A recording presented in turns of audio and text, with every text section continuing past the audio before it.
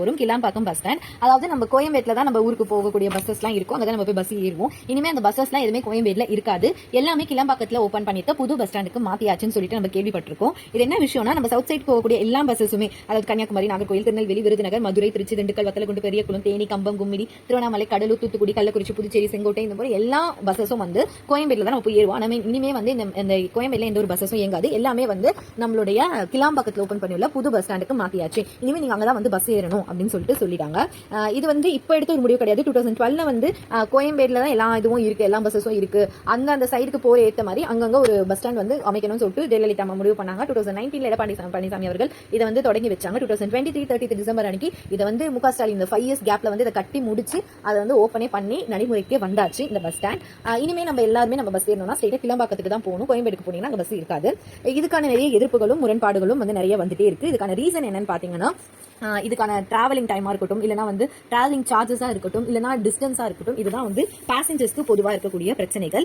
Even Koyambedu bus stand வந்து 2002 open பண்ண போவோம் இதே மாதிரி தான் டிராவலிங் இதெல்லாம் அந்த பிரச்சனை எல்லாம் இருந்துச்சு. பட் 2000 ஏன்னா அப்போ மெட்ரோ ஃபெசிலிட்டி கூட கிடையாது. 2015 தான் மெட்ரோ வந்து கோயம்பேடுக்கு வந்துச்சு. ஸோ அந்த 2002 to 15 வரைக்கும் அந்த கேப் 13 வருஷம் வந்து இதை நம்ம ஃபேஸ் பண்ணி கடந்து தான் வந்திருக்கோம். அதுக்குள்ள வந்து நம்மளுக்கு வந்து மாற்றங்கள்லாம் ஏற்படுது. அதே நிலைமை தான் இப்போ கிளாம்பாக்கத்துக்கும் இருக்கு. ஸோ கிளாம்பாக்கத்துக்கும் இதே போல வந்து மாற்றம் ஏற்படும். இப்போ வந்து நம்மளுக்கு டிராவலிங் ஃபெசிலிட்டி அது இதெல்லாம் இதுவா இருக்கு. ஆனா இதுக்கான சூழ்நிலைகள் மாறும். இதற்கான பஸ்ஸஸ் வந்து இன்க்ரீஸ் பண்ணுவாங்க. மெட்ரோ ஃபெசிலிட்டிஸ் கொண்டு வந்தா நல்லா இருக்கும்.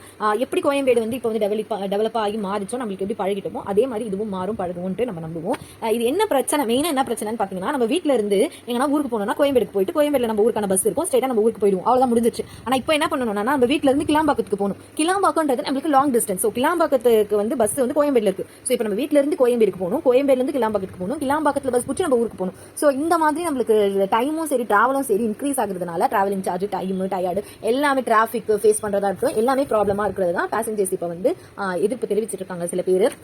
பட் இதையும் தாண்டி வந்து இது வந்து முடிஞ்சிருச்சு, அவ்வளவுதான். அது கட்டிட்டாங்க, இப்பதான் கட்ட ஸ்டார்ட் பண்ணல. அவங்க வந்து கட்டி முடிச்சு இனிமே இயங்காதுன்னு ஒரு இது சொல்லி இனிமே கிளம்பாக்கம் தான் சொல்லியாச்சு, முடிவு பண்ணியாச்சு. ஸோ இதுக்கப்புறம் நம்ம எதுவுமே வந்து இதை பண்ண முடியாது. நம்ம தான் வந்து அதுக்கு ஏற்ற மாதிரி மாறும்ன்ற நம்பிக்கையோட நம்ம வந்து பண்ணணும். இதுக்கு வந்து ட்ரெயின் மெட்ரோ ஃபெசிலிட்டிஸ் கிடையாது. பட் இங்க இருந்து நீங்க ஊரப்பாக்கம் அப்படின்னு சொல்லிட்டு ஒரு அங்க போயிட்டு நீங்க இறங்கிட்டீங்கன்னா, ஊரப்பாக்கம்ன்ற ஊர்ல இருந்து இந்த கிளாம்பாக்கம் அப்படின்ற பஸ் ஸ்டாண்ட் வந்து 2 கிலோமீட்டர் சம்திங், அதாவது கொஞ்சம் டிஸ்டன்ஸ்ல தான் இருக்கு. ஷேர் ஆட்டோ போச்சு போற அளவுக்கு டிஸ்டன்ஸ்ல தான் இருக்குன்னு சொல்றாங்க. ஸோ ட்ரெயின்ல போக பழகிக்கலாம் மேபி. சரி, இப்போ இந்த கிளாம்பாக்கம் பஸ் ஸ்டாண்டை பத்தி என்னன்னு பார்க்கலாம். இது கிளாம்பாக்கம்ல வந்து ஒரு பஸ் ஸ்டாண்ட் கட்டிட்டாங்கன்னு சொன்னல. இந்த பஸ் ஸ்டாண்டோட பேர் என்னன்னு பாத்தீங்கன்னா, கலைஞர் நூற்றாண்டு பேருந்து முனையம், அதாவது கலைஞர் செனிட்டரி பஸ் டெர்மினஸ் அப்படின்னு சொல்றாங்க. சிம்பிளா நீங்க நம்ம சொல்லணும்னா KCBT பஸ் ஸ்டாண்ட் அப்படின்னு சொல்லிக்கலாம். ஓகேவா? இது சுமார் 393 கோடியில 85 ஏக்கர்ல 1 லட்சம் பேசஞ்சர்ஸ் ஒரு நாளைக்கு யூஸ் பண்ணக்கூடிய வகையில 3000க்கும் மேற்பட்ட பேருந்துகள் ஒரு நாளைக்கு இயங்கக்கூடிய வகையில ஒரு பெரிய பஸ் இதுவா கட்டிருக்காங்க, பஸ் ஸ்டாண்ட் கட்டிருக்காங்க. இது பாக்குறதுக்கு வந்து நல்ல ஒரு மால் மாதிரி இருக்கு. நம்ம போகல அந்த மாதிரி மால்ஸ் மாதிரி தான் இருக்கு. ஏன்னா இது உள்ள அவ்வளவு ஃபெசிலிட்டிஸ் கொடுத்திருக்காங்க. அதை பத்தி நான் வந்து உங்களுக்கு சிம்பிளா சொல்றேன். இப்போ வந்து இதுக்கு பக்கத்துலயே வந்து நம்மளுக்கு லோக்கல் பஸ் ஸ்டாப், அதாவது MTC பஸ்ஸஸ் எல்லாம் வரும்ல, அந்த பஸ் ஸ்டாப் இருக்கும். அதாவது நம்ம கோயம்பேடுல இருந்து கிளாம்பாக்கத்துக்கு ஒரு பஸ்ல வரும்ல, அந்த பஸ் வந்து இந்த KTC பக்கத்துல ஒரு பஸ் ஸ்டாண்ட்ல நிற்கும். அங்க இருந்து இந்த KCBT பஸ் ஸ்டாண்டுக்கு வந்து நம்ம வரதுக்கு வந்து லிஃப்ட் ஃபெசிலிட்டிஸ் கொடுத்திருக்காங்க, எஸ்கலேட்டர், நகரும் படிக்கட்டுகள், அந்த ஃபெசிலிட்டிஸ் எல்லாம் கொடுத்திருக்காங்க. ஏன்னா வயசானவங்களுக்கு கஷ்டமா இருக்கும், அது வாக்கபிள் டிஸ்டன்ஸ் தான், 5 மினிட்ஸ் வாக்கபிள் டிஸ்டன்ஸ் தான். இருந்தாலும் வயசானவங்களுக்காகவும் ஊனமுற்றவர்களுக்காகவும் வந்து இந்த மாதிரி லிஃப்ட் ஃபெசிலிட்டிஸ், எஸ்கலேட்டர் ஃபெசிலிட்டிஸ் எல்லாம் கொடுத்திருக்காங்க. அது மட்டும் இல்லாம அந்த KCBT இது என்ட்ரன்ஸ்ல இருந்து நம்ம உள்ள பஸ் ஸ்டாண்ட் உள்ள போறோம்ல, அதுக்கு வந்து பேட்டரி கார்ஸ் வந்து ப்ரொவைட் பண்றாங்க நம்மளோட பேசஞ்சர்ஸ்க்கு. ஏன்னா இது பெரிய பஸ் ஸ்டாண்ட், நம்ம 1/2 கிலோமீட்டர் தூரத்துக்கு உள்ள நடந்து போயிட்டே இருக்கணும், எங்க பஸ் ஏறி பார்க்கணும்னா ரொம்ப கஷ்டம். அதனால அந்த பேட்டரி ஃபெசிலிட்டிஸ் கொடுத்திருக்காங்க. டாய்லெட்ஸ் வந்து மென்ஸ் உமன்ஸ் மட்டும் இல்லாம டிரான்ஸ்ஜெண்டருக்கு தனியா டாய்லெட்ஸ் கொடுத்திருக்காங்க. இது ரொம்ப நல்ல விஷயம். அது மட்டும் இல்லாம ஃபுல்லா வந்து கேமரா சர்வேலன்ஸ் வந்து ஃபுல்லாவே கொடுத்திருக்காங்க. ஃபுல் CCTV கவரேஜோட இருக்கு. இது ஒரு நல்ல விஷயம். அதுக்கப்புறம் பேசஞ்சர்ஸ்க்கு ட்ரிங்கிங் வாட்டர் கொடுத்திருக்காங்க. அதுக்கப்புறமா தாய்மார்களுக்கு வந்து பாலூட்டி அறைன்னு சொல்லி தனியா கொடுத்திருக்காங்க. எமர்ஜென்சிக்கு வந்து மருத்துவ மையம் மாதிரி கொடுத்திருக்காங்க. அதுக்கப்புறமா வந்து இப்போ ஊர்ல இருந்து வந்து தங்குவாங்கல்ல, அந்த மாதிரி படுக்கை வசதி உள்ள ரூம்ஸ்லாம் வந்து உள்ளேயே வந்து ப்ரொவைட் பண்றாங்க. கம்பேர் பண்றப்போ வெளில லாட்ஜ் எடுக்கிறப்போ ரூம்ஸ்லாம் எடுக்கிறப்போ ரேட் அதிகமா இருக்கும். அது கம்பேர் பண்றப்போ இது கம்மியாவே இருக்கும். அதுக்கேற்ற மாதிரி வந்து படுக்கை வசதிகள் உள்ள ரூம்ஸ்லாம் வந்து ப்ரொவைட் பண்ணிருக்காங்க. இந்த மாதிரி நிறைய வந்து நல்ல விஷயங்கள் வந்து பண்ணிருக்காங்க. வெளில வந்து கார்டனிங்கா நல்லா பசுமையா இருக்க மாதிரி கார்டனிங்கோட அந்த வாட்டர்லாம் வச்சு நல்லா வந்து கார்டனிங் மாதிரி பண்ணிருக்காங்க. அட்மாஸ்பியர் அந்த இதுலாம் நல்லாவே இருக்கு பாக்குறதுக்கு. இது இந்த பஸ் ஸ்டாண்ட் ரொம்ப நீட்டா, ரொம்ப கிளீனா, ரொம்ப அழகா இருக்கு.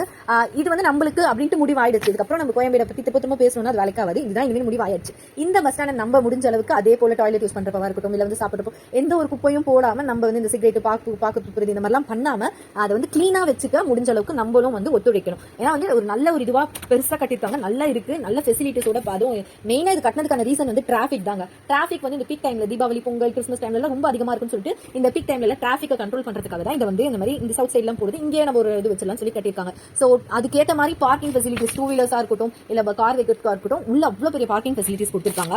இதெல்லாம் நம்மளுக்குன்னு பண்ணி ஒன்னு இது பண்ணிட்டு இருக்கப்ப நம்ம தான் யூஸ் பண்ண போறோம். ரெகுலரா டே டு டே லைஃப்ல நம்ம தான் அதை மோஸ்டா யூஸ் பண்ண போறோம். ஸோ அதை நம்ம முடிஞ்ச அளவுக்கு நீட்டா கிளீனா வச்சுப்போம். இன்னும் கூட இந்த கோயம்பேடு பஸ் ஸ்டாண்ட்ல வந்து பஸ் எல்லாம் இருக்காது, கிளம்பாக்கத்துக்கு மாத்திட்டாங்கன்னு தெரியாத நிறைய பேர் இருப்பாங்க. ஸோ அவங்களுக்கு எனக்கு தெரிஞ்ச ஒரு சில இன்ஃபர்மேஷன் மட்டும் தான் நான் ஷேர் பண்ணேன். ஸோ இந்த வீடியோ பிடிச்சிருந்தா மறக்காம லைக் பண்ணிக்கோங்க. இப்போதைக்கு கோயம்பேடுல இருந்து கிளம்பாக்கத்துக்கு போகக்கூடிய பஸ்ஸோட நம்பர் என்னன்னு பாத்தீங்கன்னா 104 அதுக்கப்புறம் 70B இந்த 2 நம்பர் உள்ள பஸ்ஸஸ் தான் வந்து போகுது. தேங்க்யூ.